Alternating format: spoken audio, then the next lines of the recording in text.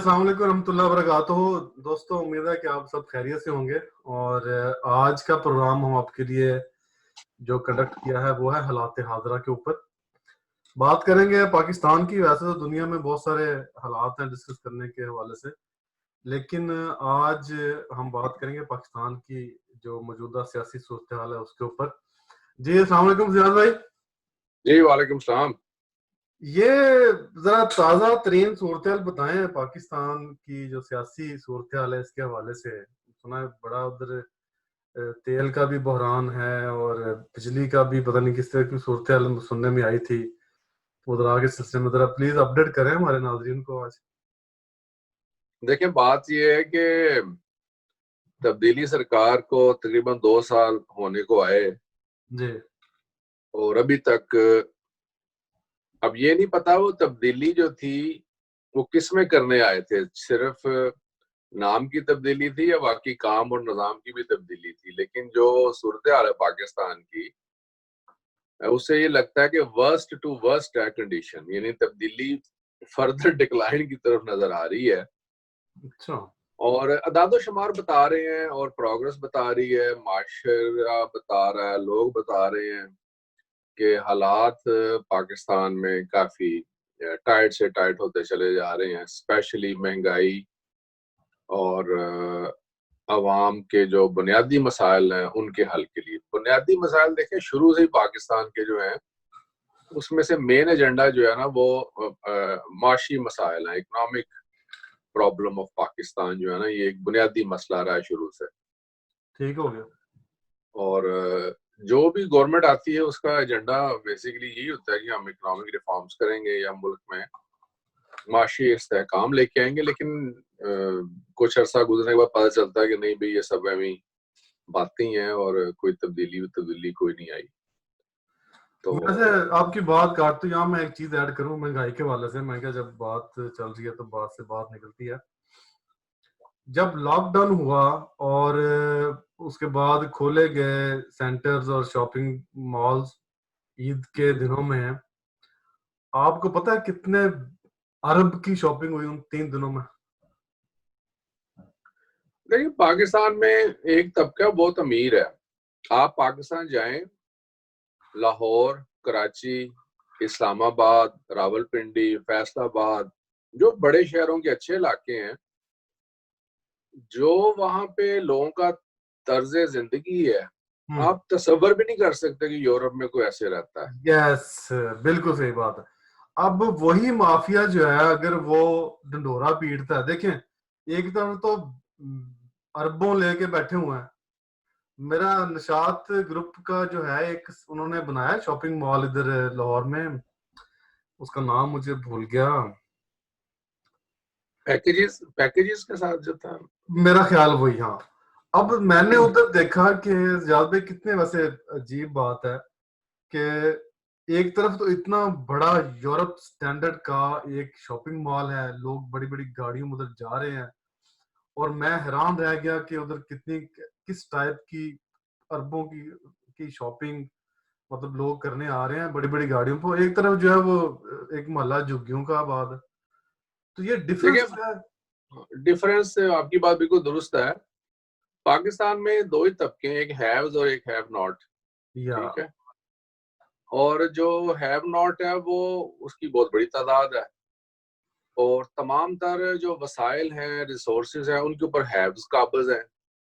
ये अब आप गवर्नमेंट की बात कर रहे हैं। गवर्नमेंट में जो मिनिस्टर हैं आपके इस वक्त, 80% मिनिस्टर आपको गुज़श्ता 20 साल से वही चेहरे हैं। यस, कभी वो जनरल जनरल मुशर्रफ साहब के साथ हैं, कभी वो पीपल्स पार्टी के साथ हैं, कभी वो नून लीग के साथ हैं, आज वो इनके साथ हैं। एग्जैक्टली। तो ये एक ऐसा माफिया है, ये ऐसा एक तबका है जिसने पाकिस्तान के वसाइल जो है इनको हर तरीके से कंट्रोल किया हुआ है। मुझे चूंकि थोड़ा आपको पता है मौका मिला कुछ चीजों को अंदरूनी साइड से देखने का। जी। एक खानदान का सरबराह इंडस्ट्रियलिस्ट है, हम्म। एक बेटा उसका कोई पुलिस का पीएसपी अफसर है या कोई डीएमजी ऑफिसर है, डिप्टी कमिश्नर है या कोई एसपीडीआईजी है। एक बेटा उसका फौज में कोई ब्रिगेडियर है, कोई जर्नैल है। और एक आधा भाई या कोई बच्चा या कोई रिश्तेदार, चाचा मामा सियासतदान है, ठीक है। तो इनकी इस तबके की हर हाल में, हर जमाने में और हर सिचुएशन में इनके लिए मौके अवेलेबल हैं, इनको कोई चैलेंज नहीं है इस तबके को। एग्जैक्टली। और एक गरीब आदमी बेचारा ऐसा है कि वो मैट्रिक की सनद निकल की फोटो कापी अगर वो टेस्टेड करवाने निकले तो उसको कोई टेस्ट नहीं करके देगा, उसके बेचारे के ये सोर्स है, हाँ ठीक है ना। आपको पता है, हम भी वहीं रहे हैं कि फार्म में टेस्ट करवाने होते थे तो एक मुसीबत होती थी, कहाँ से फार्म में टेस्ट करवाए ना। सही बात, सही बात। ये मैं जनरल सी बात की है। तो इसलिए ये पाकिस्तान, अब यही चीजें थी जिनकी तब्दीली का नारा इमरान खान ने लगाया था, और अनफॉर्चुनेटली वो तब्दीली जो है वो सारी फिर उसी मलबे के नीचे दब गई है, जो मसलियत का मलबा है, सियासत का मलबा है, तबकात का मलबा है, मफादात का जो एक तबका है, उसने इन सब चीजों को हाईजैक करके दोबारा टेक ओवर कर ली है सारी सिचुएशन। मेरा ख्याल वो जो दबका है ना, वो हर गवर्नमेंट में इन चीजों को हाईजैक कर लेता। देखिए हमारा सिस्टम अभी तक वही है जो कॉलोनियलिज्म के जमाने का निजाम है, ठीक है। अब इसमें अगर बात हम करने लगे ना कि फौज का क्या किरदार है, सियासतदानों का, ब्यूरोक्रेसी का, बहुत लंबी बात हो जाएगी। लेकिन चाहे फौज की हुकूमत हो, चाहे पॉलिटिशियंस की हुकूमत हो, सबसे इंपॉर्टेंट जो तबका है जो सिस्टम चलाता है वो है गवर्नमेंट की machinery, and that is called bureaucracy, ठीक है। ब्यूरोक्रेसी। अच्छा, ब्यूरोक्रेसी जो है वो बड़े मजे में है पाकिस्तान में। आपको इतने साल हो गए नॉर्वे में रहते हैं, मुझे काफी साल हो गए इंग्लैंड में रहते हैं, आपने कभी देखा कि आपके घर के सामने से कोई सिविल अफसर गुजरा हो, शां शां करता और आगे पीछे उसके टीटी पापा और ये कभी देखा है यहाँ पे आपने? हमने तो मैं यहाँ आपको सोए एम्बुलेंस के सायरन के कभी को सायरन ही नहीं सुना। सर, तो ये आम मिनिस्टर तो इनके अक्सर दुकानों पे जो है वो फिरते नजर आते हैं। भाई पिछले दिनों एक वीडियो वायरल हुई थी, यूके के प्राइम मिनिस्टर बोरिस जॉनसन एक दुकान में गए हैं साइकिल पे, बिल्कुल, मैंने देखी। टोपी पहनी हुई है, बाहर उसने साइकिल लॉक की है, वो लाइन में लग के उसने कोई चीज लिया और दुकानदार ने पहचान लेगा वो ये मिस्टर बोरिस जॉनसन। तो एग्जैक्टली। कोई मुसीबत नहीं पड़ गई वहां पे कुछ।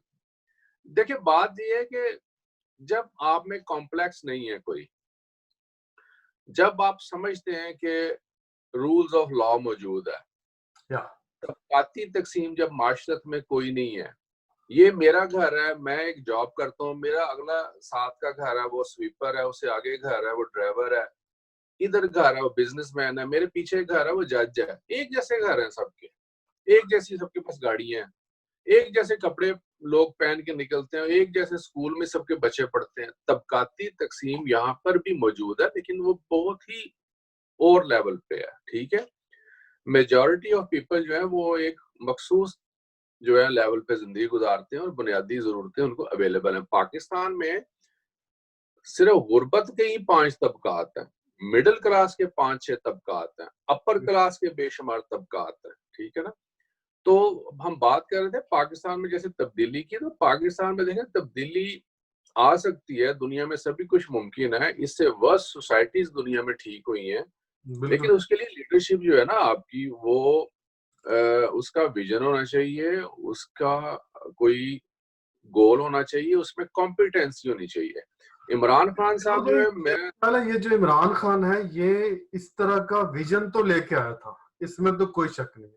अब उसमें ये आपने गौर करना है, हमें बताएं कि ये इम्प्लीमेंट क्यों नहीं होता। देखिए उसमें सिंपल सी बात है कि इमरान खान एक अच्छा आदमी है, यानी मैं ही कह सकता हूँ। इसमें तो कोई शक नहीं अच्छा, इमरान खान बहुत अच्छा प्लेयर था, मैं क्रिकेट नहीं खेली वैसे, या मुझे इतना क्रिकेट का नहीं पता, लेकिन मैंने सुना है कि बहुत अच्छे प्लेयर थे। अब कितने अच्छे थे आई डोंट नो। अच्छा, इमरान खान जो है उन्होंने हॉस्पिटल बनाया, वो उसकी एक पर्सनैलिटी थी, इंग्लैंड में उसका बहुत तल्लक था, यहाँ उसने शादी भी की, यहाँ बेशुमार एनजीओ ने उसे सपोर्ट किया, उसने हॉस्पिटल बनाया, उसने यूनिवर्सिटी बनाई। ये काम है बिल्कुल और कैटेगरी के। यहाँ पे चलती है आपकी फैन फेलोशिप, आपका फैन यहाँ आपके काम आता है। पॉलिटिक्स में फैंस नहीं होते, पॉलिटिक्स में आपके पॉलिटिकल आइडियोलॉजिस्ट होते हैं जो आपको फॉलो करते हैं या आपकी किसी बात को वो इंस्पायर होके तो आपका साथ देते हैं, राइट। जी, बिल्कुल। अब भुट्टो साहब जो थे वो नजरियाती सियासतदान थे, ठीक है। और इमरान खान जो है ये एक प्लेयर थे, एक फैन फॉलोइंग के आदी थे। इनको जो बताया गया है, जो इन्होंने देखा है, ऑब्जर्व किया है, इन्होंने उस चीज का नारा लगाया, लेकिन इनके पास कोई प्लान नहीं था, कोई ऐसा एजेंडा नहीं था कि अपने उस नारे को, अपने उस प्लान को ये अमली जामा कैसे पहनाएंगे। आप कहते हैं मैं इकोनॉमिक रिफॉर्म कर दूंगा, मैं जाऊंगा नहीं, IMF के पास नहीं जाऊंगा, मैं ये कर दूं, लेकिन आपका एजेंडा कि आपके पास उसका कोई वाजे प्लान या मास्टर प्लान या आउटलाइन तो थी कोई नहीं। जब गवर्नमेंट आई है तो असद उमर को इन्होंने बनाया मिनिस्टर ऑफ फाइनेंस, ठीक है। असद उमर शुरू के चंद महीने कहते रहे कि जी हम IMF के पास नहीं जाएंगे, दूसरी तरफ खजाना आपका खाली, आने वाले कर्जों की किस्तें देने के लिए पैसे कोई नहीं, तनख्वाहों के लिए पैसे कोई नहीं, ऑयल इंपोर्ट के लिए पैसे कोई नहीं, तो IMF के पास तो आपने जाना था। उस बात पर उनका इख्तलाफ हुआ और जैसे वो आपको पता है जहांगीर तरीन के साथ मसाइल पैदा हुए, फिर असद उमर को उतार दिया गया।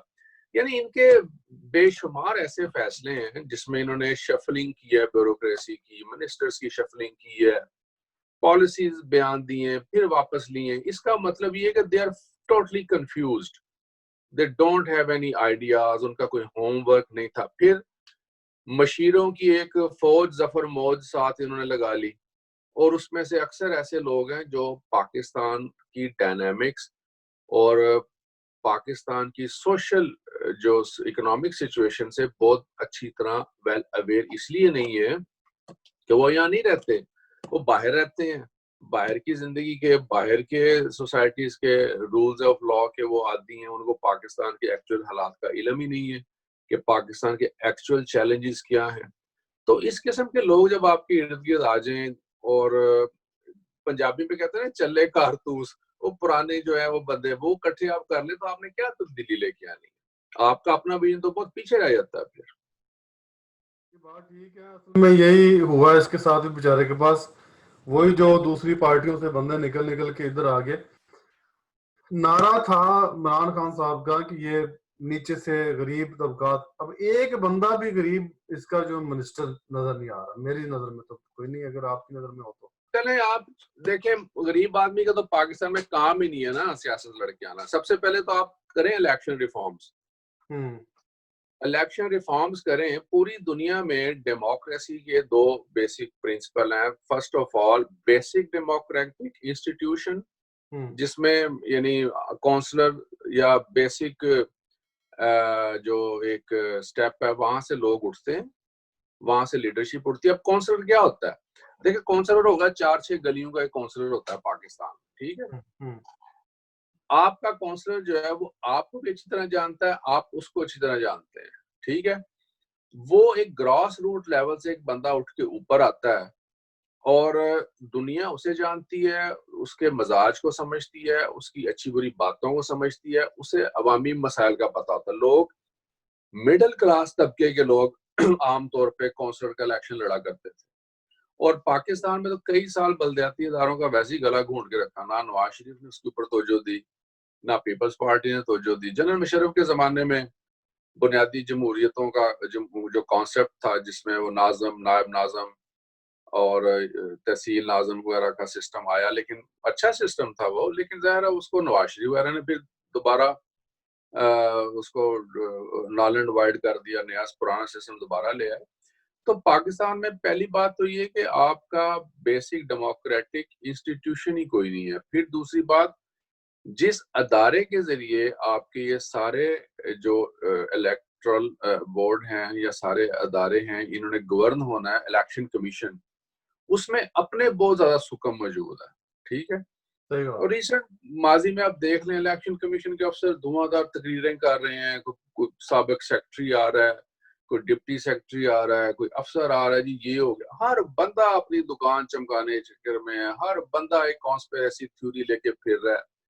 काम करते वक्त नहीं किसी को ख्याल आता कि हम अब बताएं दुनिया को कि ये गलत हो रहा है। कार्य करा के रिटायर हो गए, बाद में आगे बताते हैं ये हुआ तो वो हुआ ना। तो इससे को चाहिए था इमरान खान को कि अगर इसने वाकई तब्दीली लेके आनी तो सबसे पहले बुनियादी जमहूरियत जो है इसका कॉन्सेप्ट क्लियर करता, इलेक्शन कमीशन से शुरू करता, बल्दियाती इदारों से काम शुरू करते, अपनी इंपोर्ट कम करते, एक्सपोर्ट के लिए इंडस्ट्री को आप अपनी प्रमोट करते।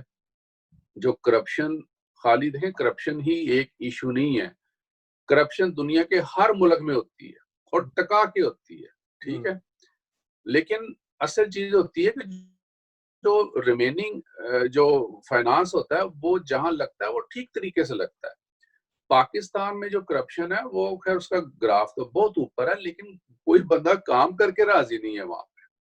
आज तक कितने ब्यूरोक्रेट हैं जिन्होंने इतने इतने महल लिए हुए हैं, कई कई एकड़ के ऊपर मुहित उनके बंगले हैं, सरकारी गाड़ियों की उनके पास फौजें हैं, मुलाजमतें उनके पास बेशुमार मुलाजम हैं, मरात बेशुमार हैं, रिटायरमेंट के बाद ताहयात उनके लिए इतनी मरात हैं जैसे वो किसी कॉलोनियलिस्ट कंट्री के गवर्नर जनरल लगे हुए हैं, ठीक है। काम क्या करते हैं वो, काम क्या है उनका, कुछ भी नहीं, सिर्फ ये कि वो क्लैरिकल वर्क है या थोड़ा बहुत जो है वो हुकूमत की रिट कायम करने के लिए अहकामात पर अमल दरामद करवाना, और तो कुछ भी नहीं है। कोई डेवलपमेंट नहीं है, कोई क्रिएटिव वर्क नहीं है, किसी ने आज तक कोई ये नहीं जिले में कोई ऐसा काम किया है जिससे आम पब्लिक को फायदा हो। तो इसलिए ये ओवरऑल सारे सिस्टम की ओवरऑलिंग की जरूरत थी, जो गवर्नमेंट ने बहरहाल अभी तक नहीं की। सब कुछ एज इट इज चल रहा जो पहले चल रहा था।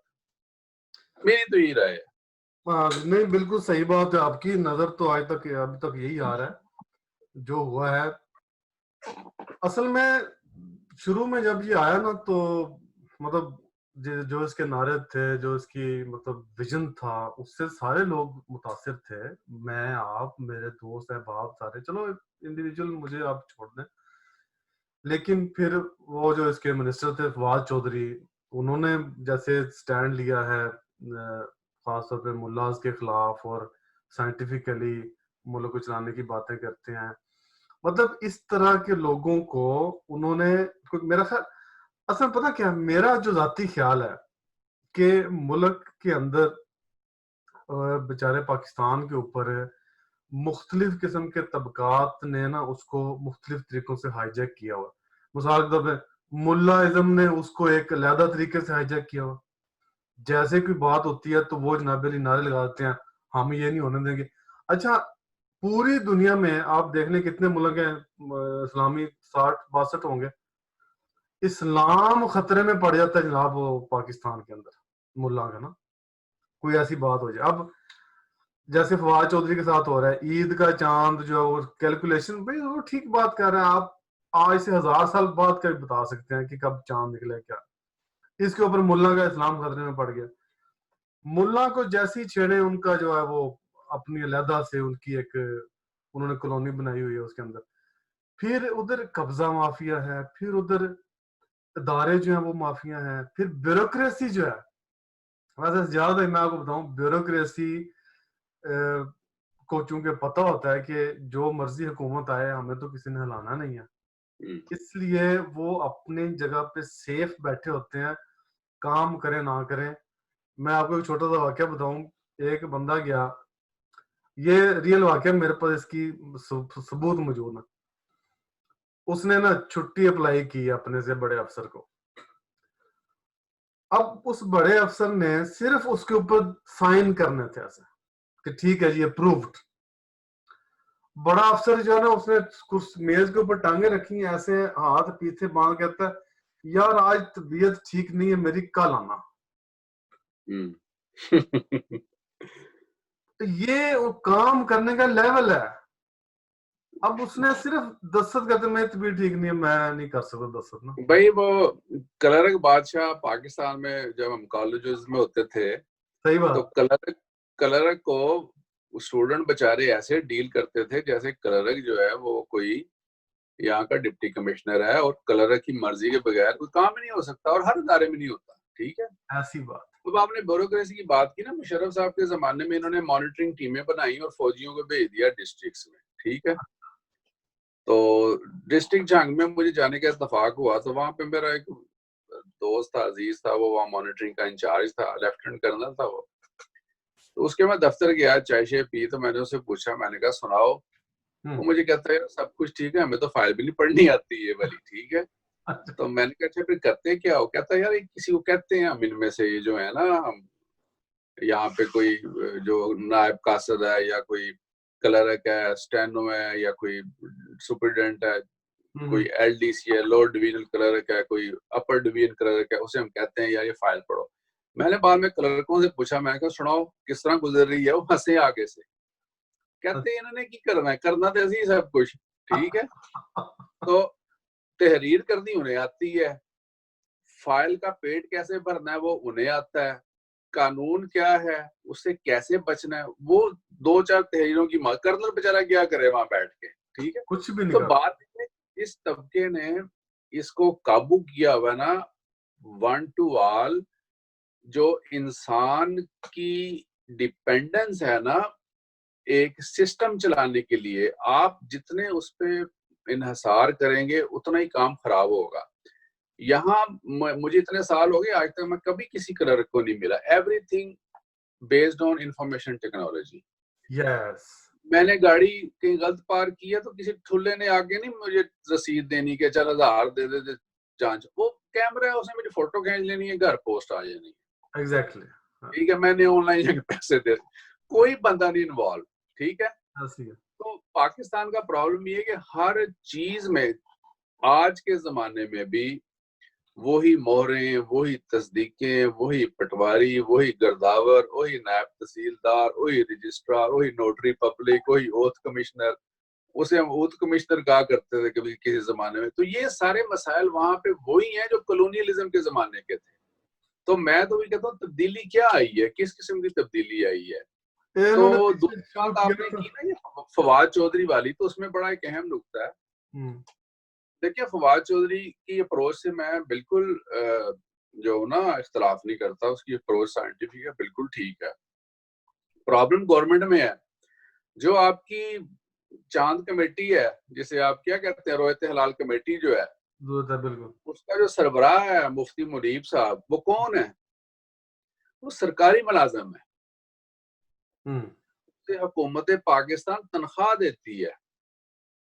सही है। एक फेडरल गवर्नमेंट एम्प्लॉय का कॉन्फ्लिक्ट है एक फेडरल मिनिस्टर के साथ, ये प्रॉब्लम विद इन गवर्नमेंट है। यहाँ कमजोरी गवर्नमेंट की है, इसको गवर्नमेंट ने हैंडल करना है। गवर्नमेंट या अपने मिनिस्टर को रोके कि तुम इस बाबरकत वजूद से, ये बाबरकत कॉमास इन्वर्टेड कॉमास, इस बाबरकत वजूद से इख्तलाफ करना बंद कर दो, ठीक है। या मौलाना साहब से कहे कि आप हुकूमत वक्त के इस अहम सतून, सतून भी कामा इन्वर्टेड कॉमास, इस हुकूमत वक्त के बहुत बड़े सतून है, हाँ, इस टोन से इख्तलाफ करना छोड़ दो। तो ये इनकी नाअहली है ना गवर्नमेंट की। मैं समझता हूँ ये कैपेबिलिटी ही नहीं है कि इस किस्म के मामूली इश्यूज को भी डील कर सके। बाकी आपकी बात दुरुस्त है कि मुलायत ने बहुत बड़ा वहां पे कैप्चर किया हुआ है। अब ये कोरोना वायरस का इश्यू है, लोगों ने तराबियां पढ़ी हैं, लोगों ने ईदें पढ़ी हैं, लोगों ने चांद रात मनाई है, तो वो कोरोना कोरोना हो गई हर तरफ। अभी खैर से बड़ी ईद पे लेले कुर्बान करेंगे और खतरा है कि इंसानों से बकरों में भी मुंतकिल हो जाएगा, ठीक है। बच्चों बकरों की जिंदगी खतरे में। और चलो बकरे तो कुर्बान हो जाने हैं, तो वो जो फ्रिजों में पड़े रहने कई कई महीने, वो गोश्त कम और वायरस प्रिजर्व ज्यादा होना है वहां पे, ठीक है। तो यार ये बहुत एक जो है ना बड़ी कॉमन सी बातें हैं ये वाली, ये कोई बहुत ज्यादा इन डेप्थ बातें नहीं है, बड़ी सिंपल सी बातें हैं। लेकिन इन बातों पे भी गवर्नमेंट अपनी रेट नहीं बरकरार है। गवर्नमेंट में इतनी जरूरत ही नहीं है कि वो मौलवियों को कंट्रोल कर सके, वो लोगों को कंट्रोल कर सके। हाँ, मैं इस बात पे इमरान से एग्री करता हूँ कि पाकिस्तान में बहुत गुर्बत है और वो मुकम्मल लॉकडाउन जो है उसको नहीं वो फॉलो कर सकते, क्योंकि लोग गुर्बत से मर जाएंगे, ठीक है। लेकिन यार उसके बहुत सारे तरीके हैं, उसको बहुत अच्छे तरीके से मैनेज किया जा सकता था। शहरों से लोगों को देहातों की तरफ डाइवर्ट किया जा सकता था। कुछ ऐसे सेक्टर्स खोले जा सकते थे जहां पे कम से कम लोग यहाँ पे भी काम कर रहे हैं लेकिन सोशल डिस्टेंसिंग का ख्याल रख रहे हैं, मास्क पहन रहे हैं, हैंड सैनिटाइजर यूज कर रहे हैं, ठीक है। असल में उधर इतने मसाइल हैं। देखें, अब पेट्रोल सस्ता किया तो वो जो जखीरा अंदोज माफिया है उसने वो रोक लिया, अवाम जलील हो गई है। देखिए इसमें भी गवर्नमेंट की नाअहली है। मैं आपको बताता हूँ, पाकिस्तान में इंपोर्ट का लाइसेंस जो है ऑयल का वो सिर्फ पीएसओ के पास है, ठीक है। ऑयल इंपोर्ट करता है पीएसओ। जब तेल सस्ता हुआ इंटरनेशनल मार्केट में तो इन्होंने वेट किया कि यार थोड़ा और गिर जाए, गरीब मुल्क है ये इन्होंने कहा थोड़ा और गिर जाए तो हमारा इंपोर्ट बिल जो है वो कम हो जाएगा, ठीक है। ठीक होगा। आज अगर जो सौदे होते हैं वो अगले 2 महीने के सौदे होते हैं, तो इन्होंने इंपोर्ट रोकी है और इनकी नाअहली है कि इन्होंने उसको प्रेडिक्ट नहीं किया। और दूसरी तरफ गवर्नमेंट को ये नहीं पता कि हमारा तेल कब आ रहा है और हमारे पास जखीरा कितना, इन्होंने सस्ता कर दिया। सस्ता करने के नतीजे में लोगों ने तेल स्टॉक कर लिया जिन्होंने महंगा खरीदा हुआ था कि दोबारा महंगा होगा तब बेचेंगे। बिल्कुल। अच्छा, ये अब भी जो प्राइवेट कंपनियां दर्जनों के हिसाब से पाकिस्तान में, वो उनका कोटा पीएसओ से, वो भी पीएसओ से तेल लेती है। उन्होंने जो महंगे दामों तेल लिया हुआ था पीएसओ से, वो उन्होंने वो भी होल्ड कर लिया, नहीं दिया उन्होंने। उनका हम क्यों सस्ता बेचें, ठीक है। तो ये सारा आ जाके मैं ये समझता हूँ कि गवर्नमेंट को नहीं उसको कंट्रोल करना है। अब नतीजा फिर वही एक और यू टर्न के आज फिर महंगा कर दिया, कल महंगा कर दिया तेल इन्होंने। ये जो जखीरा अंदोज माफिया ना, असल में ये भी एक दीमक की तरह लगा हुआ मुल्क को।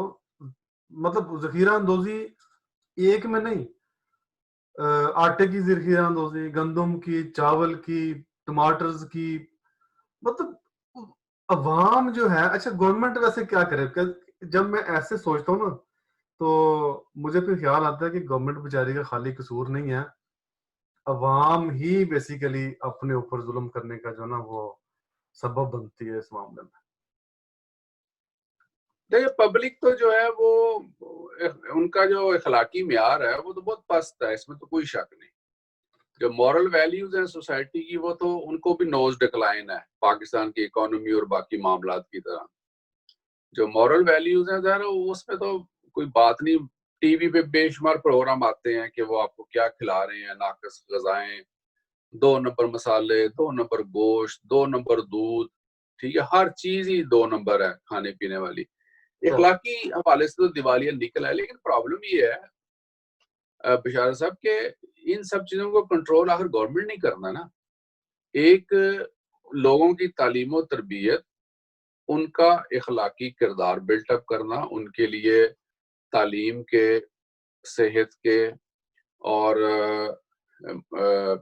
इसके रोजगार के मौके फराहम करना गवर्नमेंट की बुनियादी रिस्पॉन्सिबिलिटी है, रियासत की ये रिस्पॉन्सिबिलिटी है। एक जिले का जो डिप्टी कमिश्नर होता है और एक जो जिले का पुलिस अफसर होता है, उसके पास सारी रिपोर्ट होती है कि इस जिले में क्या कुछ हो रहा है, ठीक है। एक थाने के लेवल के ऊपर जो 2-3 स्पेशल ब्रांच के जो कांस्टेबल होते हैं या एक आधा सब इंस्पेक्टर या असिस्टेंट सब इंस्पेक्टर होता है, उसे सब पता होता है कि इस थाने की हदूद में किस किस घर में क्या क्या कुछ हो रहा है, ठीक है। यानी ये बहुत बेसिक बातें हैं, ये कोई रॉकेट साइंस नहीं है। सारी इंफॉर्मेशन गवर्नमेंट के पास गैदर होती है, इकट्ठी होती है। प्रॉब्लम फिर ये आ जाता है कि अगर वो आपके किसी एमपीए, एमएनए या किसी ऐसे बंदे के तल्लक वाले लोग हैं जिन्होंने जखीरा अंदोजी की हुई है, या मंथली देते हैं थाने में, या वो पटवारी को पैसे देते हैं या तहसील को पैसे देते हैं, तो उनके खिलाफ किसने कार्रवाई करनी?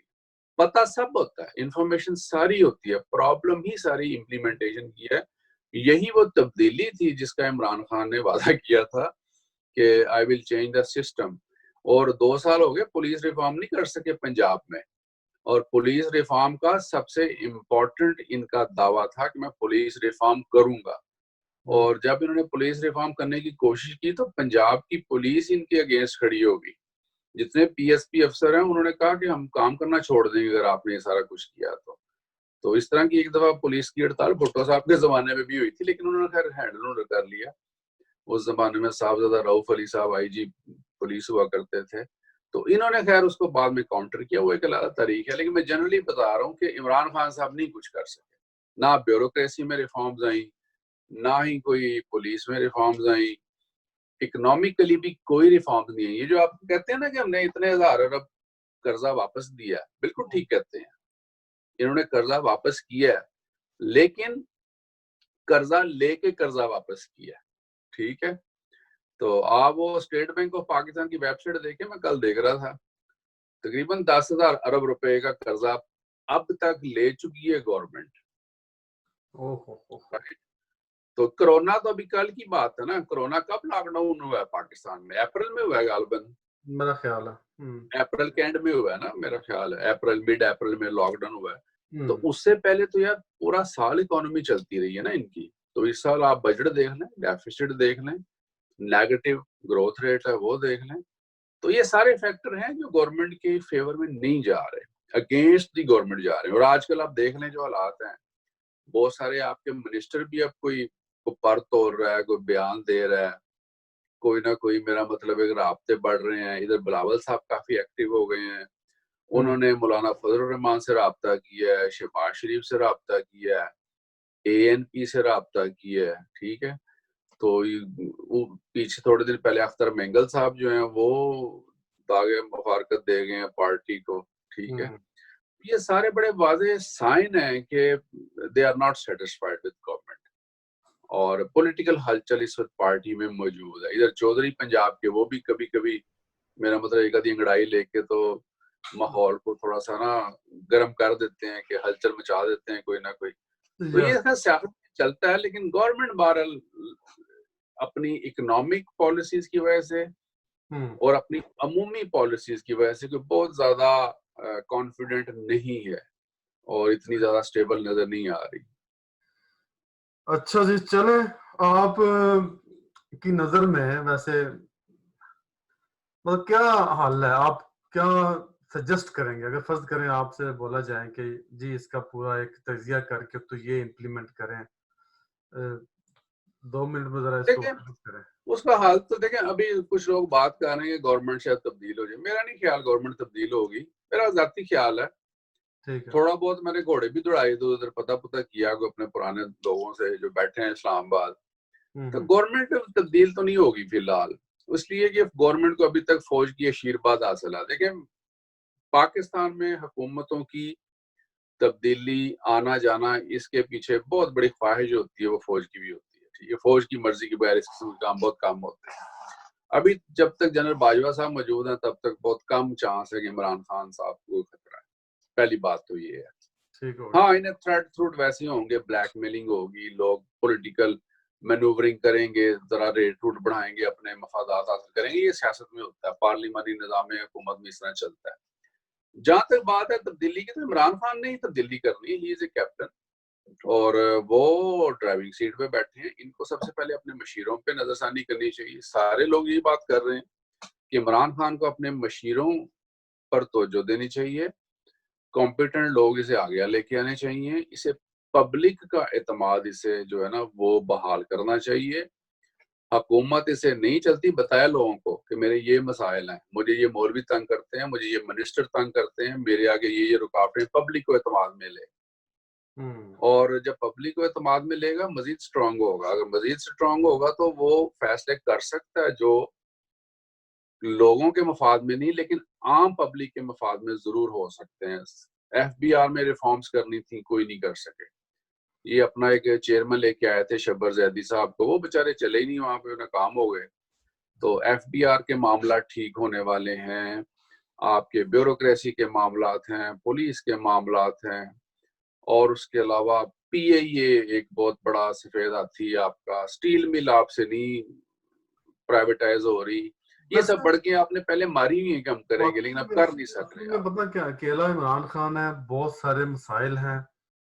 PIA भी हालांकि फौज के अंडर दे दी, उनका कोई महत था, कोई डायरेक्टर फौजी आके लगा था कि क्या था? हाँ, वो एक वाइस एयर मार्शल, बिल्कुल अब एयरफोर्स के। PIA में भी अब पिछले दिनों एक वीडियो अभी भी मेरे पास पड़ी हुई है जिसमें एक गैर मुल्की तजियाकार ये दावा कर रहा है कि PIA के जो कैप्टन हैं, जो पायलट्स हैं, वो जाली डिग्री होल्डर्स हैं।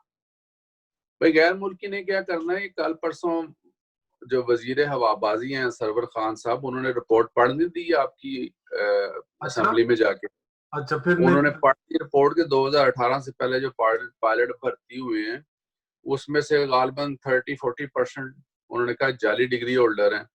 इन्ना देखिए बात ये, सारा सिस्टम ही 2 नंबर है। आप यार PE की पायलट्स की बात करते हैं, आपके कई अदालतों के जजों की डिग्रियां जाली थी LLB की। हम जब लाहौर पढ़ते थे यूनिवर्सिटी में, मुझे याद है हमारे साथ के कई लड़के सिर्फ दाखिला फॉर्म भेज दिया करते थे, सिंधवा से यूनिवर्सिटी LLB की डिग्री लाहौर आ जाया करती थी चंद हजार रुपए में, ठीक है।